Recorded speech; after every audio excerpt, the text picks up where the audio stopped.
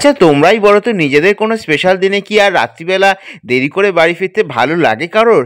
কি করবো বলো, আফটারনুন শিফট ছিল আমাদের অ্যানিভার্সারির ঠিক আগের দিন, আর অ্যানিভার্সারির দিন যে ছুটি ছিল তাও নয়। তাই আর দেরি না করে তড়িঘড়ি করে যখন খেতে বসতে আসলাম, এসে দেখি সে এক বিশাল সারপ্রাইজ তোমাদের বৌদির তরফ থেকে। আই অ্যাম তো পুরো অবাক, মাঝরাতে এরকম সারপ্রাইজ পেতে কারই না ভালো লাগে। তাই আর দেরি না করে কেক কাটিং করে আমাদের কিন্তু এই শুভ দিনটা আমরা স্মরণীয় করে রাখলাম। তবে বিশ্বাস করো, আমি এই দিনটায় তোমাদের বৌদিকে কিন্তু রাত 12টার সময় কিছুই দিতে পারলাম না, কারণ আমি এতটাই রাত করে বাড়ি ফিরেছিলাম যে আমার কাছে একটা গোলাপ ফুল দেওয়ার মতো কিন্তু দোকান খোলা পাইনি। তারপরে তোমাদের বৌদিকে একটু কেক খাওয়ালাম।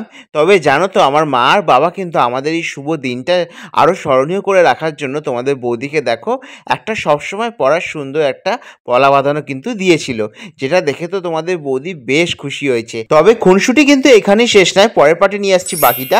Subscribe for more.